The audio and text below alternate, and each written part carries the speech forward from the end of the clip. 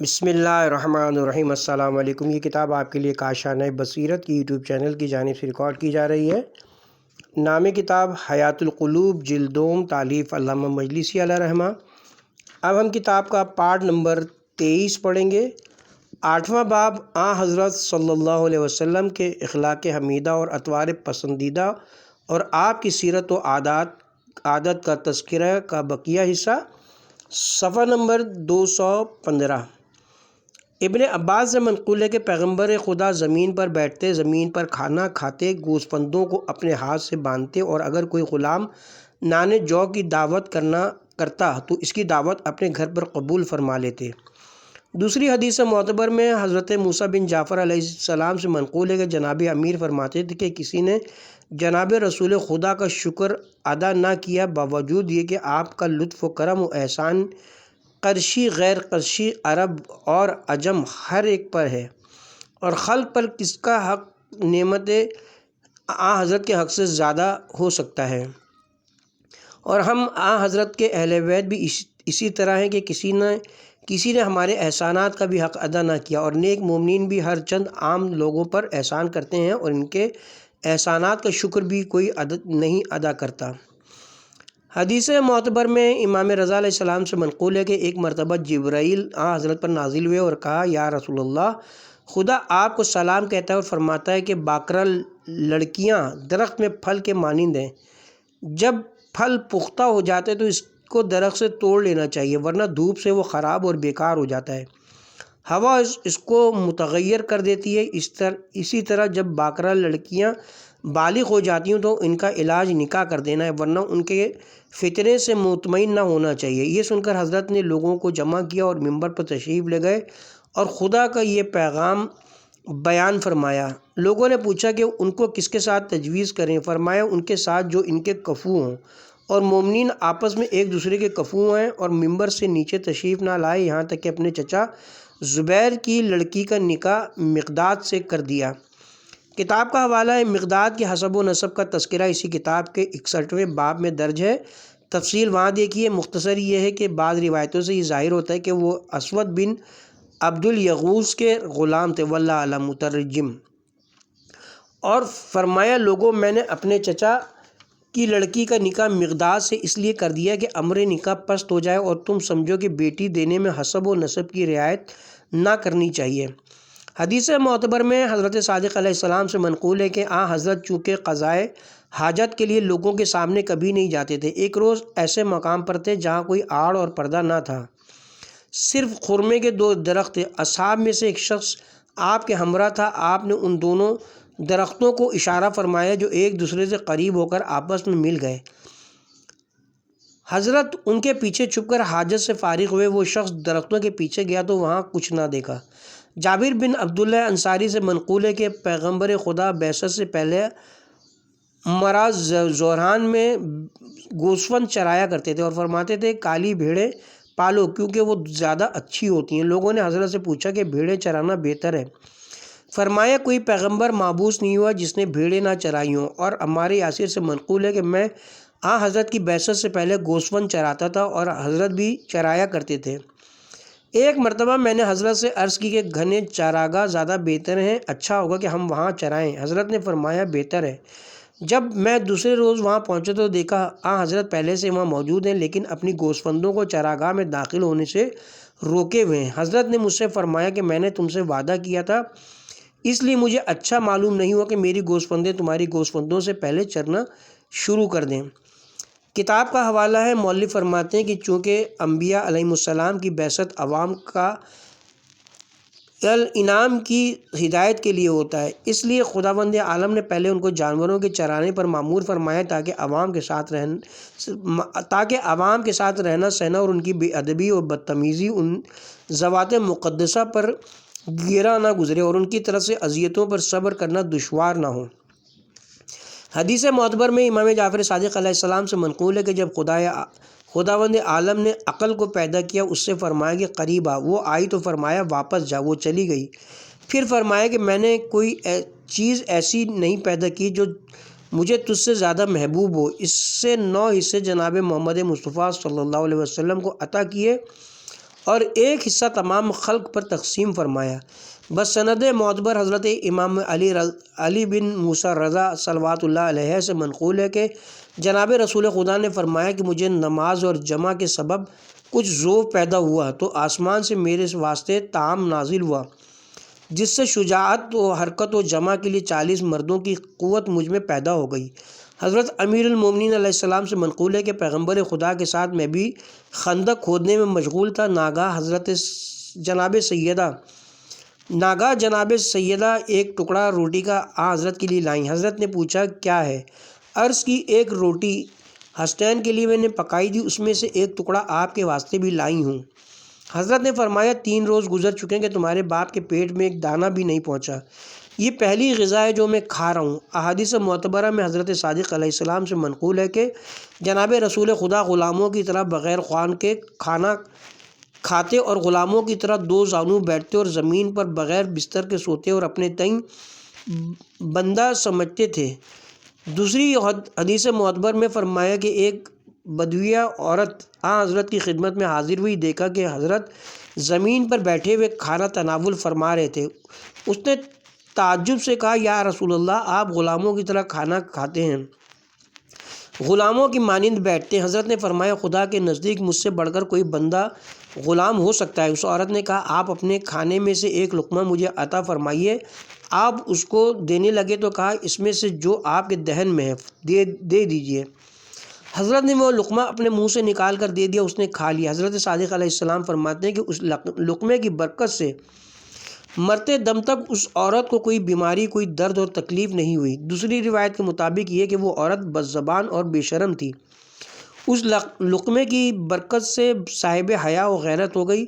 بس سند معتبر حضرت امام محمد باقر علیہ السلام سے منقول ہے کہ واللہ ہماری آنکھوں نے کبھی نہیں دیکھا کہ حضرت نے جس روز سے آپ مابعوث سے بر رسالت ہوئے اپنی وفات کے روز تک کسی چیز پر تکیہ کر کے کچھ کھایا ہو اور 3 دن متواتر نان گندم سیر ہو کر کھائی ہو۔ امام فرماتے ہیں کہ میں یہ نہیں کہتا کہ ان کو میسر نہیں ہوتی تھی، بلکہ کبھی ایسا ہوتا کہ ایک شخص کو 100 اونٹ بخش دیتے تھے اور اگر وہ چاہتے تو کھا سکتے تھے۔ جناب جبرائیل 3 مرتبہ حضرت کی خدمت میں زمین کے خزانوں کی کنجیاں لائے اور کہا یا رسول اللہ، اگر آپ چاہیں تو تمام روئے زمین کی بادشاہی اختیار فرمائیں کہ جو کچھ روئے زمین پر ہے سب کے مالک ہوں، بغیر اس کے کہ آپ کے ثواب آخرت میں کچھ بھی کمی ہو۔ لیکن حضرت نے منظور نہ فرمائے اور تواضع و انکساری اختیار فرمائی اور فرمایا کہ میں بنسبت دنیا کے رفیق اعلیٰ کو بہتر سمجھتا ہوں۔ اور کبھی حضرت نے سائل کے سوال پر نہیں فرمایا کہ معاف کرو، بلکہ اگر کچھ موجود ہوتا تو آپ عطا فرماتے تھے اور اگر نہ ہوتا تو فرماتے میرے پاس کچھ آ جائے تو دوں گا۔ اور جس چیز کے خدا کی طرف سے ضامن ہوتے بے شک خدا ان کو عطا فرماتا تھا، یہاں تک کہ اگر کسی کے لیے بہشت کی ضمانت لے لیتے تو خدا اس کے لیے منظور فرما لیتا۔ دوسری حدیث میں منقول ہے کہ حضرت کی لوگ ہر وقت حفاظت کیا کرتے تھے، لیکن جب آیت نمبر 67 سورہ مائدہ پارہ نمبر 6 اللہ تم کو لوگوں کے شر سے محفوظ رکھے گا نازل ہوا تو حضرت نے اصحاب سے فرمایا کہ اب میری حفاظت کی ضرورت نہیں ہے، خدا میری حفاظت فرماتا ہے۔ اور حضرت صادق علیہ السلام سے منقول ہے کہ پیغمبر خدا ہر روز 360 مرتبہ جسم کی رگوں کی تعداد کے مطابق الحمدللہ رب العالمین کثیراً علی کل حال فرمایا کرتے تھے اور کسی مجلس سے نہیں اٹھتے تھے اگرچہ تھوڑی ہی دیر بیٹھتے، مگر 25 مرتبہ استغفار کرتے اور ہر روز 70 بار استغفر اللہ اور 70 مرتبہ اتوب الیہ فرمایا کرتے۔ اور حدیث موثق میں امام محمد باقر علیہ السلام سے منقول ہے کہ حضرت سرور کائنات فرمایا کرتے تھے کہ تعجب ہے کہ جب قرآن پڑھتا ہوں تو بوڑھا کیوں نہیں ہو جاتا۔ حدیث حسن میں انہی حضرت سے منقول ہے کہ ایک روز حضرت عائشہ حضرت کے پاس بیٹھی تھی کہ ایک یہودی نے السلام علیکم یعنی تم پر موت ہو کہا۔ حضرت نے فرمایا علیکم یعنی تم پر ہو۔ پھر 2 یہودی اور آئے اور یوں ہی سلام کیا اور حضرت نے وہی جواب دیا۔ عائشہ کو غصہ آ گیا اور بولی تم پر موت اور خدا کی لعنت اور غضب ہو، اے بندر اور سور کی اولادو۔ تو حضرت نے فرمایا اے عائشہ، اگر گالی اور فحش باتیں مشکل ہوتی تو بے شک نہایت بری شکل میں ہوتی،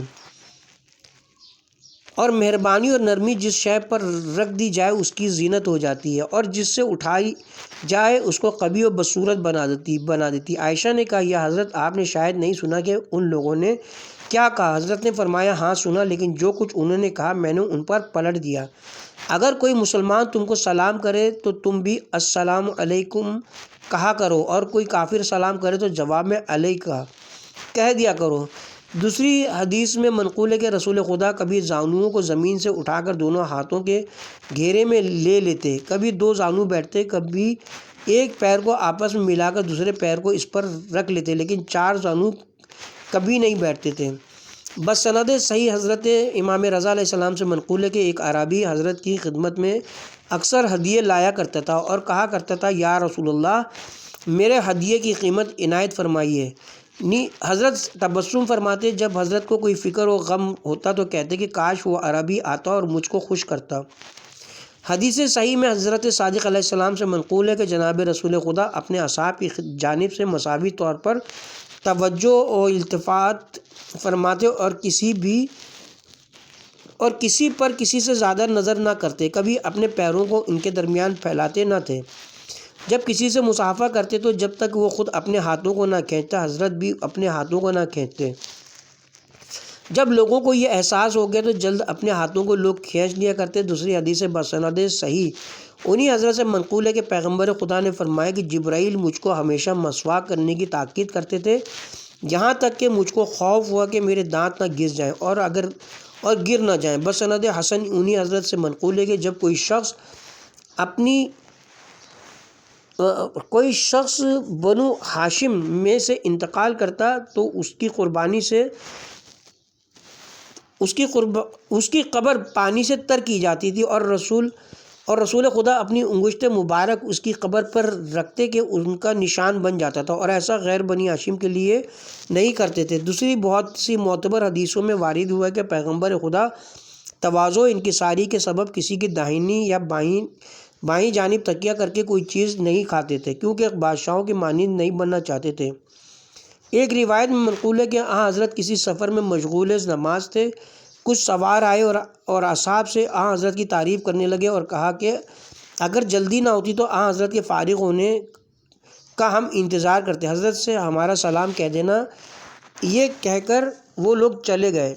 جب حضرت نماز سے فارغ ہوئے تو اصحاب سے ناراضی کا اظہار کیا، فرمایا کہ لوگ تمہارے پاس آتے ہیں، میرا حال پوچھتے ہیں، مجھ کو سلام کہلاتے ہیں، اور تم ان کو نہ روکتے ہو نہ ان کو کچھ ناشتہ کراتے ہو۔ یہ میرے لیے بہت تکلیف کا باعث ہے کہ ایسے لوگ جن میں جعفر بن ابی طالب ایسے ہوں، ان کے پاس آ کر ایک جماعت بغیر ناشتے کیے چلی جائے۔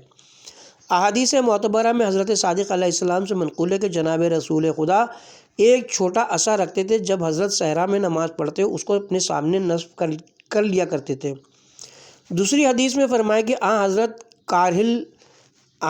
کا رحل ایک ہاتھ بلند تھا، اور جب حضرت نماز پڑھتے اس کو اپنے سامنے رکھ لیتے، جس سے حضرت اور گزرنے والوں کے درمیان آڑ ہو جاتی۔ دوسری حدیث موثق میں امام محمد باقر علیہ السلام سے منقول ہے کہ ایک شب رسول خدا عائشہ کے گھر تھے اور عبادت میں بہت مہو تھے۔ عائشہ نے کہا کہ آپ اپنے کو اس قدر مشقت و تکلیف میں کیوں ڈالتے ہیں؟ آپ کے گزشتہ و آئندہ گناہ تو خدا نے بخش دیے ہیں۔ حضرت نے فرمایا اے عائشہ، کیا میں شکر کرنے والا بندہ نہ بنوں؟ امام فرماتے ہیں کہ حضرت اپنے پنجوں کے بل کھڑے ہو کر نماز پڑھتے تھے۔ دوسری حدیث موثق میں جناب امام جعفر صادق علیہ السلام سے منقول ہے کہ رسول اللہ ایک سفر میں ناقے پر سوار جا رہے تھے، ناگہاں نیچے اترے اور 5 سجدے بجا لائے، پھر سوار ہو کر روانہ ہوئے۔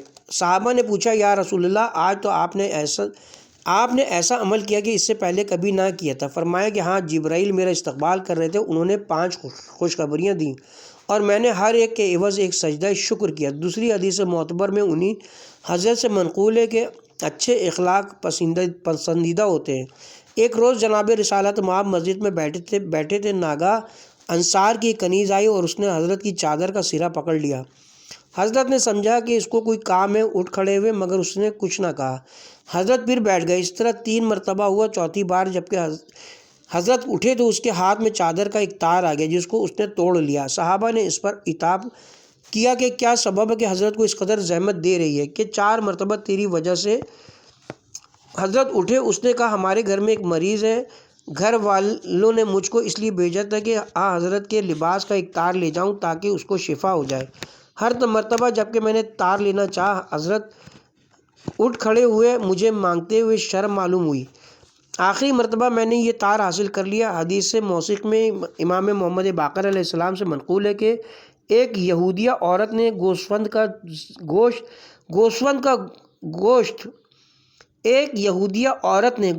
کا گوشت زہر ملا کر پکایا اور حضرت کے لیے لائی۔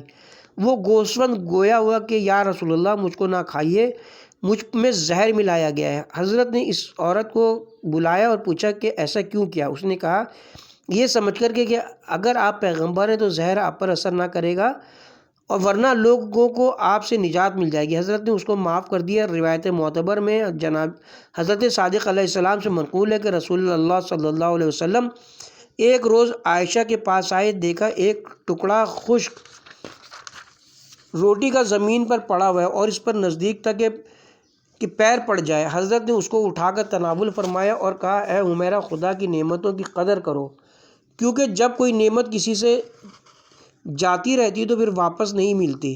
حدیث حسن میں انہی حضرت سے منقول ہے کہ ایک مرتبہ شب جمعہ کو مسجد قباء میں حضرت نے افطار کا ارادہ کیا اور پوچھا کہ کوئی چیز پینے کی ہے جس سے افطار کروں؟ اوس بن خوبی انصاری نے ایک پیالہ دودھ حاضر کیا جس میں شہد ملا ہوا تھا۔ حضرت نے ایک گھونٹ لیا اور فوراً نکال دیا اور فرمایا کہ یہ 2 چیزیں جن میں سے ایک ہی پر اکتفا کی جا سکتی ہے۔ میں بیک وقت دونوں کو استعمال کرنا پسند نہیں کرتا اور لوگوں پر حرام بھی نہیں کرتا، لیکن میں خشنودی خدا کے لیے فروتنی کرتا ہوں، اور جو شخص یوں فروتنی کرتا ہے خدا اس کو بلند کرتا ہے، اور جو شخص غرور کرتا ہے خدا اس کو پست کرتا ہے، اور جو شخص اپنے معاش میں میانہ روی اختیار کرتا ہے خدا اس کو روزی دیتا ہے، اور جو شخص اسراف کرتا ہے خدا اس کو محروم کرتا ہے، اور جو شخص موت کو زیادہ یاد کرتا ہے خدا بھی اس کو بہت دوست رکھتا ہے۔ حدیث صحیح میں حضرت امام محمد باقر علیہ السلام سے منقول ہے کہ ایک روز ایک فرشتہ سرور کائنات کی خدمت میں حاضر ہوا اور عرض کی خدا نے آپ کو اختیار دیا کہ آپ بندہ اور رسول اور انکساری کرنے والا ہونا پسند کریں یا رسول اور بادشاہ ہونا پسند کریں۔ ہر حال میں خدا کے نزدیک آپ کے رتبے میں کچھ کمی نہ ہوگی، اور نہ زمین کے خزانوں کی کنجیاں حضرت کی خدمت میں پیش کیں اور کہا یہ دنیا کے خزانوں کی کنجیاں ہیں۔ خدا فرماتے ہیں کہ آپ چاہیں تو ان کو لے لیں اور جو خزانہ چاہیں کھولیں اور تصرف میں لائیں۔ حضرت نے فرمایا میں بندہ رسول اور تواضع اور انکساری پسند کرتا ہوں، بادشاہی نہیں چاہتا۔ دوسری روایت میں یہ کہ فرمایا دنیا اس کا گھر ہے جس کے لیے آخرت میں کوئی گھر نہیں ہوتا، اور دنیا کے لیے وہ ذخیرہ کرتا ہے جس میں عقل نہیں ہوتی۔ اس وقت اس ملک نے کہا قسم ہے اس خدا کی جس نے آپ کو سچائی کے ساتھ بھیجا ہے کہ جس وقت یہ کنجیاں مجھے دی گئیں یہی باتیں جو آپ نے فرمائی ایک فرشتے سے میں نے سنی جو چوتھے آسمان سے کہہ رہا تھا۔ حدیث معتبر میں حضرت صادق علیہ السلام سے منقول ہے کہ دنیا کی کوئی چیز حضرت کو ایسی محبوب نہ تھی مگر وہ جو دنیا میں بھوکا پیاسا اور خوفزدہ رہا ہو۔ دوسری حدیث میں فرمایا کہ بہترین سالن حضرت کے نزدیک سرکہ اور زیتون کا تھا۔ دوسری معتبر حدیث میں فرمایا کہ ایک دن رسول خدا صلی اللہ علیہ وسلم جناب سلمہ کے پاس بیٹھے ہوئے تھے، وہ ایک روٹی کا ٹکڑا حضرت کے پاس لائیں۔ حضرت نے فرمایا شاید سالن نہیں ہوگا۔ عرض کی کہ سرکے کے سوا کچھ نہیں ہے۔ فرمایا سرکہ تو بہترین سالن ہے، جس گھر میں سرکہ ہو وہ سالن سے خالی نہیں ہو سکتا۔ امام فرماتے ہیں کہ حضرت کے پاس گرم کھانا لایا گیا تو آپ نے فرمایا کہ خدا نے آگ کو ہماری غذا نہیں قرار دی، اس کو ٹھنڈا ہونے دو، کیونکہ گرم کھانے میں برکت نہیں ہوتی اور اس میں شیطان شریک ہو جاتا ہے۔ امام نے فرمایا کہ حضرت کبھی خربوزے کو رطب کے ساتھ تناول فرماتے، کبھی شکر کے ساتھ، اور سبزی میں باد روج زیادہ پسند فرماتے تھے، اور جب پانی نوش فرماتے تو کہتے تھے اور شامی پیالے میں پانی پیتے۔ امام فرماتے ہیں کہ حضرت جب روزہ افطار کرتے تو ابتدا حلوے سے کرتے، اور اگر حلوہ نہ ہوتے تو شکر سے افطار کرتے یا خرمے سے، اور یہ بھی نہ ہوتے تو گرم پانی سے افطار فرماتے تھے۔ دوسری حدیث میں فرمایا کہ رطب کی فصل میں رطب سے اور خرمے کی فصل میں خرمے سے افطار فرماتے ہیں۔ حدیث معتبر میں امام محمد باقر علیہ السلام سے منقول ہے کہ ایک روز حضرت نے بازی لگا کے گھوڑا دوڑایا اور 3 درخت خرمے کی شرط کی تھی۔ بسند معتبر حضرت امام جعفر صادق علیہ السلام سے منقول ہے کہ حضرت کے پاس کچھ مال آیا، آپ نے تقسیم فرما دیا، مگر تمام اہل صفہ کو نہیں پہنچا، ان میں کسی کو ملا کسی کو نہیں ملا، لہٰذا حضرت کو رنج ہوا کہ جن لوگوں کو نہیں ملا ہے ان کا دل دکھے گا، لہٰذا آپ ان کے پاس آئے، فرمائے اے اہل صفہ، میں تم سے اور خدا سے عذر خواہ ہوں، میرے واسطے جو مال لایا گیا تھا میں چاہتا تھا وہ تم سب کو پہنچاؤں، لیکن وہ کافی نہ تھا، لہٰذا میں نے خاص طور سے ان لوگوں کو دے دیا جو بہت زیادہ محتاج و پریشان تھے۔ صحیح حدیث میں انہی حضرت سے منقول ہے کہ ابتدائی زمانہ بعثت میں حضرت نے متواتر کچھ مدت تک روزے رکھے کہ لوگوں کو گمان ہوا کہ حضرت کبھی روزہ ترک نہ کریں گے، پھر کچھ مدت تک روزہ ترک کر دیا کہ لوگوں نے سمجھا کہ اب روزہ کبھی نہ رکھیں گے، پھر کچھ دنوں تک جناب داؤد کی طرح ایک روز روزہ رکھتے ایک روز نہیں رکھتے تھے، پھر اس کو بھی ترک کیا اور ہر مہینے کی 13ویں 14ویں 15ویں تاریخوں میں روزہ رکھنے لگے، پھر اس کو بھی ترک کیا، اور آپ کی سنت اس پر مقرر ہوئی کہ ہر مہینے کے پہلے اور آخری پنجشنبہ اور درمیانے مہینے کے پہلے 4 شنبہ کو روزہ رکھتے تھے، اور آخر عمر تک اسی پر عمل رہا، یہاں تک کہ جوار رحمت الہی سے ملحق ہو گئے اور شعبان کے تمام مہینے کا روزہ رکھتے تھے۔ دوسری معتبر حدیث میں فرمایا کہ جناب رسول خدا سے جو کچھ لوگ مانگتے حضرت عطا فرماتے، یہاں تک کہ ایک عورت نے اپنے لڑکے کو سکھلا کر بھیجا کہ حضرت سے سوال کرے، اگر فرمائے کہ کچھ نہیں ہے تو کہنا اپنا پیراہن دے دیجیے۔ اس لڑکے نے ایسا ہی کیا، حضرت نے اس کو اپنا پیراہن دے دیا۔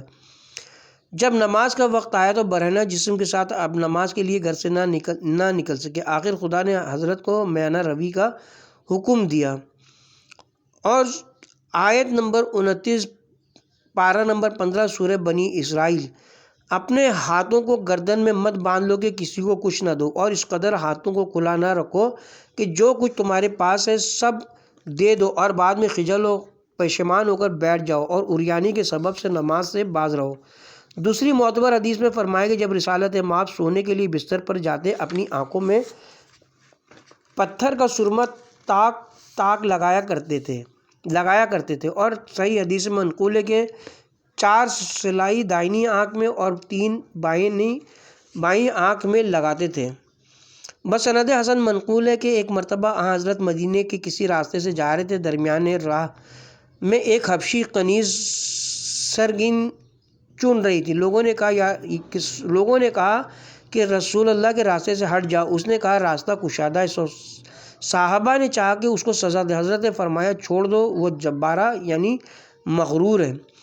دوسری معتبر روایت میں مذکور ہے کہ حضرت صلی اللہ علیہ وسلم گرمیوں میں پنجشنبہ کے دن سے باہر سونا شروع کرتے تھے اور جاڑوں میں روزے جمعہ سے اندر سونے کی ابتدا فرماتے۔ دوسری روایت میں کہ سردی و گرمی ہر موسم میں شب جمعہ سے ابتدا کرتے۔ دوسری حدیث معتبر میں منقول ہے کہ حضرت اپنے دست مبارک سے بکریاں دھو لیا کرتے تھے۔ بسند موثق حضرت صادق علیہ السلام سے منقول ہے کہ جب ماہ رمضان کا آخری دہا شروع ہوتا پیغمبر خدا عبادت کے لیے کمر مضبوط باندھتے اور عورتوں سے دوری اختیار فرماتے اور راتیں عبادت الہی میں بسر کرتے اور سوائے عبادت کے کسی کام میں مشغول نہ ہوتے۔ دوسری حدیث حسن میں فرمایا کہ دہائے آخر ماہ رمضان میں حضرت کے لیے مسجد میں بالوں سے بنا ہوا خیمہ نصب کیا جاتا اور حضرت اس میں عبادت میں مشغول رہتے، راتوں کو نہ سوتے تھے اور نہ ازواج کے پاس جاتے تھے۔ جب ماہ رمضان میں جنگ بدر واقع ہوئی تو اس سال حضرت اعتکاف نہ فرما سکے، دوسرے سال 10 روز موجودہ اور 10 روز گزشتہ رمضان کی قضا کے عوض اعتکاف فرمایا، اور حضرت رات میں بھی اور دن میں بھی طواف کیا کرتے تھے، اور عید الاضحیٰ میں دو گوسفند کی قربانی کرتے، ایک اپنی طرف سے اور ایک امت میں اس کی طرف سے جس کے امکان میں قربانی کرنا نہ ہوتا، اور باغائے مدینہ کی چار دیواری کھینچنے کو منع فرماتے تاکہ راستے سے گزرنے والے بھی پھل کھا سکیں، اور جب پھل لگنے کا وقت آتا تو فرماتے کہ باغوں کی دیواروں میں غریبوں اور راہگیروں کے واسطے روزن بنا دو، اور حضرت کدو کو بہت پسند فرماتے تھے، صحن خانہ میں اس کا پودا لگاتے اور اس کو کھایا کرتے تھے۔ دوسری حدیث میں منقول ہے کہ ابو سعید خدری حضرت کی بیماری میں عبادت کے لیے گئے اور اپنا ہاتھ لحاف پر رکھا، اس پر بخار کی حرارت محسوس ہوئی تو کہا کس قدر سخت بخار ہے؟ حضرت نے فرمایا کہ ہم اہل بیت ایسی ہی ہیں، ہماری بلائیں سخت ہوتی ہیں اور ثواب بھی زیادہ ہوتا ہے۔ دوسری حدیث معتبر میں فرمایا کہ جب حضرت نے دنیا سے رحلت فرمائی آپ کے ذمے قرض تھا۔ دوسری حدیث معتبر میں فرمایا کہ رسول خدا ہدیے کی چیز تناول فرماتے تھے اور صدقہ نہیں کھاتے تھے، اور فرمایا کرتے تھے کہ اگرچہ گوسفند کے پائے بھی مجھے ہدیہ کیے جائے تو میں قبول کر لوں گا۔ دوسری صحیح حدیث میں فرمایا کہ حضرت کے نماز کے آداب میں سے تھا کہ آپ آب وضو اپنے سرہانے رکھتے اور لحاف میں سر چھپائے ہوئے مسواک کر لیتے، بہت کم سوتے، بیدار ہوتے تو آسمان کی جانب نظر کرتے اور سورہ آل عمران کی آخری آیت تلاوت فرماتے، پھر مسواک اور وضو کرتے اور 4 رکعت نماز پڑھتے اور رکوع سجود میں بقدر قرات طول دیتے، رکوع کو اس قدر طول دیتے کہ لوگ سمجھتے کہ آج رات رکوع سے سر نہ اٹھائیں گے، اسی طرح سجدے میں طول دیتے، پھر بستر پر جاتے اور تھوڑا آرام کرتے، پھر بیدار ہو کر آسمان کو دیکھتے اور مذکورہ آیتوں کو پڑھتے اور اسی طرح عمل کرتے اور نماز وتر اور نافلہ صبح ادا کر کے مسجد میں تشریف لے جاتے اور نماز صبح پڑھتے۔ دوسری حدیث معتبر میں فرمایا کہ اگر تم کو خوف ہو کہ دنیا کی جانب شوق تم پر غالب ہو جائے گا تو رسول اللہ صلی اللہ علیہ وسلم کی زندگی کا تصور کرو کہ حضرت کی غذا جو کی روٹی تھی اور حلوہ خرما تھا اور ایندھن خرمے کی لکڑیاں تھیں اگر مل جاتی۔ دوسری حدیث میں فرمایا کہ حضرت کبھی اپنی بلندی عقل کے مطابق لوگوں سے کلام نہ فرماتے تھے کہ ہم گروہ انبیاء معمور ہوئے کہ لوگوں سے ان کی عقل کے موافق گفتگو کریں۔ دوسری حدیث صحیح میں فرمایا کہ حضرت کی غذا بغیر سالن کے جو کی روٹی تھی۔ دوسری حدیث معتبر میں امام جعفر صادق علیہ السلام سے منقول ہے کہ ایک مرتبہ پیغمبر خدا کی رضائی بہن آئیں، حضرت نے ان کو دیکھا تو بہت خوش ہوئے اور اپنی رضا ان کے لیے بچھا دی، اس پر بیٹھایا اور خوش ہو کر باتیں کی۔ وہ چلی گئیں تو ان کے بھائی آئے، جناب رسول خدا نے ان کے ساتھ اس طرح خوشی و بشاشت ظاہر نہ فرمائی۔ صحابہ نے عرض کی یا رسول اللہ، آپ نے اس کی بہن کا اس قدر اکرام فرمایا جو عورت تھی، لیکن اس کا ایسا اکرام نہ کیا۔ فرمایا وہ اپنے باپ کے لیے اس سے زیادہ نیکی کرنے والی ہے۔ دوسری حدیث معتبر میں انہی حضرت سے منقول ہے کہ ایک روز جناب رسول خدا کا گزر قبیلہ بنی فہد کے ایک شخص کی طرف ہوا، وہ اپنے غلام کو مار رہا تھا اور غلام کہہ رہا تھا میں خدا کی پناہ چاہتا ہوں، لیکن وہ شخص باز نہ آیا، مارتا ہی رہا۔ غلام نے جب حضرت کو دیکھا تو بولا میں محمد کی پناہ چاہتا ہوں، یہ سنتے ہی اس نے ہاتھ روک لیا۔ حضرت نے فرمایا کہ جب اس نے خدا کی جانب سے پناہ مانگی تو نے نہ دی، جب میری طرف سے پناہ چاہی تو نے پناہ دے دی۔ خدا زیادہ حقدار ہے کہ اگر کوئی اس کی جانب پناہ لے جائے تو اس کو امان دی جائے۔ اس شخص نے کہا میں نے اس کو خدا کی خوشنودی کے لیے آزاد کر دیا۔ حضرت نے فرمایا اسی خدا کے حق کی قسم جس نے مجھے پیغمبر بنا کر بھیجا ہے، اگر تو اس کو آزاد نہ کرتا تو یقیناً جہنم کی آگ تجھ کو جلاتی۔ دوسری حدیث میں فرمایا کہ ایک روز حضرت صحابہ کی ایک جماعت کے ساتھ کہیں جا رہے تھے، راستے میں ایک مزلبہ پر ایک مردہ بکری کا بچہ پڑا ہوا دیکھا جس کے دونوں کان کٹے ہوئے تھے۔ آپ نے اصحاب سے فرمایا تم میں سے کون اس کو 1 درہم میں خریدے گا؟ انہوں نے کہا ہم تو اس کو کسی قیمت پر نہ لیں گے، اگر مفت ملے تب بھی نہ لیں۔ حضرت نے فرمایا واللہ میرے نزدیک یہ دنیا اس سے بھی بدتر ہے جس قدر یہ بزے غالہ تمہارے نزدیک بے قدر ہے۔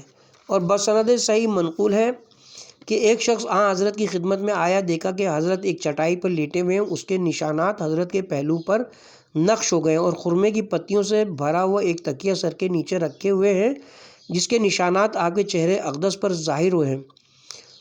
اس شخص نے کہا کہ بادشاہان عجم و عجم و روم حریر و دیبا کے بستروں پر سوئیں، اور آپ ایسی چٹائی پر سوتے ہیں اور ایسا تکیہ رکھتے ہیں۔ حضرت نے فرمایا واللہ میں ان سے بہتر اور اپنے خدا کے نزدیک محبوب تر ہوں۔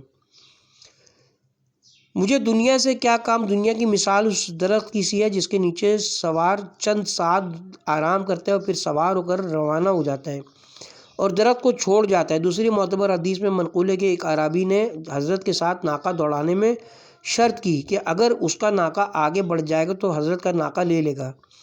جب اونٹ دوڑائے گئے، عربی کا گھوڑا آگے نکل گیا۔ حضرت نے صحابہ سے فرمایا کہ تم نے میرے اونٹ کی تعریف کر کے اس کو بلند قرار دیا تھا کہ وہ آگے نکل جائے گا، تو خدا نے اس کو پست کر دیا۔ جس طرح بڑے بڑے پہاڑوں نے کشتی نوح کے لیے اپنے اپنے سر بلند کیے اور کوہ جودی نے انکساری اختیار کی، تو خدا نے کشتی نوح کو اسی پر ٹھہرایا۔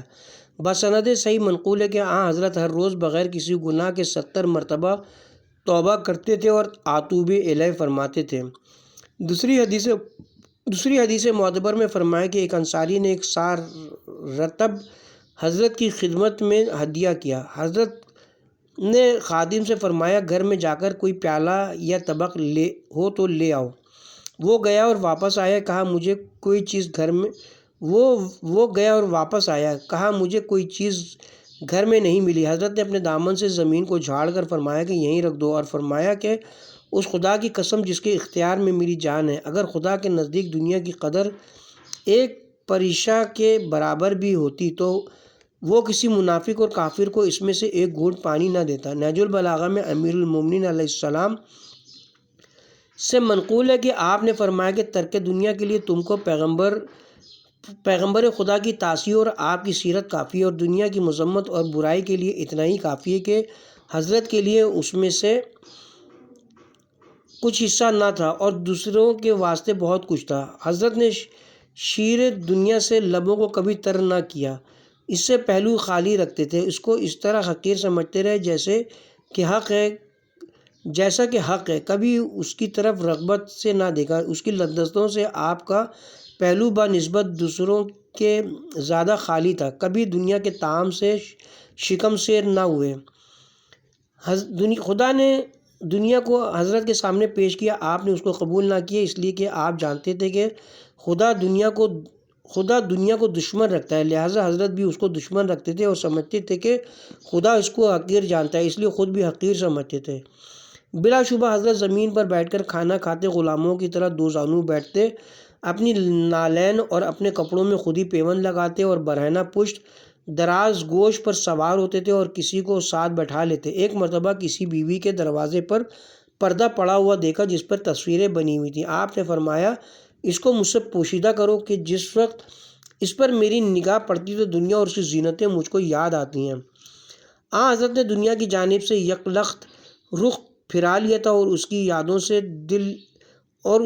یاد دل سے نکال دی تھی، اور چاہتے تھے کہ دنیا کی زینت نگاہوں سے پوشیدہ رہے، اس کی زیبائش دیکھنا نہیں چاہتے تھے، اس کو مکان باقی نہیں سمجھتے تھے اور اس میں رہنے کی امید نہیں رکھتے، اس لیے دنیا کو دل سے نکال دیا تھا اور دل سے مٹا دیا تھا اور آنکھوں سے چھپا رکھا تھا۔ اور جو شخص کسی کو دشمن رکھتا ہے اس کی طرف نظر کرنا پسند نہیں کرتا اور نہیں چاہتا ہے کہ اس کے سامنے اس کا ذکر کیا جائے۔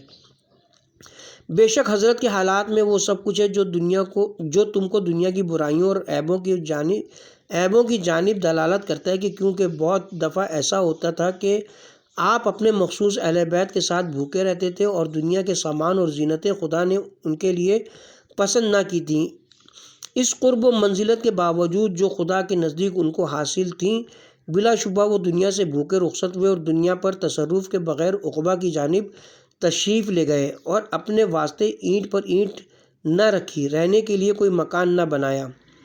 احادیث معتبرہ میں حضرت صادق علیہ السلام سے منقول ہے کہ جناب رسالت فنا گوسفند کا شانہ و دست کا گوشت پسند کرتے تھے، اس لیے کہ کھانے کے مقام سے نزدیک اور پخانے پیشاب کی جگہ سے دور ہوتا ہے، اور ران کے گوشت سے کراہت رکھتے تھے، اس لیے کہ وہ پخانہ پیشاب کے مقام سے نزدیک ہوتا ہے۔ دوسری حدیث معتبر میں ہے کہ انہیں حضرت سے لوگوں نے پوچھا کہ رسول خدا کس سبب سے دست کا گوشت تمام اعضاء سے زیادہ پسند فرماتے تھے؟ حضرت نے فرمایا کہ جناب آدم نے اپنی اولاد میں سے پیغمبروں کے لیے گوسفند کی قربانی کی اور اس کا ہر عضو ایک ایک پیغمبر کے نام سے مخصوص کیا اور حضرت کے نام سے دست مخصوص کیا۔ اس سبب سے حضرت کو تمام اعضاء میں دست زیادہ پسند تھا۔ بسند معتبر امام حسین علیہ السلام سے منقول ہے کہ حضرت جب دعا کے لیے ہاتھ اٹھاتے تھے گریہ و زاری کے ساتھ اپنی انگلیوں کو حرکت دیتے تھے، اس سائل کی طرح جو کسی سے کھانا مانگتا ہے۔ اس کے ساتھ ہی ہم یہاں پہ کتاب کے پارٹ نمبر 23 کا اختتام کرتے ہیں اور پارٹ نمبر 24 کا آغاز اسی باب سے کیا جائے گا انشاءاللہ۔ فرزند زہرا یہ حالات برے ہیں۔ کاشانۂ بصیرت ایک ایسا مکمل یوٹیوب چینل جس پر محروم بصارت کے لیے بالخصوص اور تمام افراد کے لیے بالعموم سینکڑوں کی تعداد میں اسلامی کتب دستیاب ہیں۔ لہذا گزارش ہے کہ آپ اپنی ذمہ داری نبھاتے ہوئے کاشانۂ بصیرت کو سبسکرائب کرنے کے ساتھ ساتھ بیل آئیکن کو پریس کیجیے تاکہ آپ علم کے حصول کے ساتھ ساتھ مذہب اہل بیت کی اشاعت میں بھی اہم کردار ادا کرتے رہیں۔ کاشانۂ بصیرت۔ فرزند زہرا یہ حالات برے ہیں۔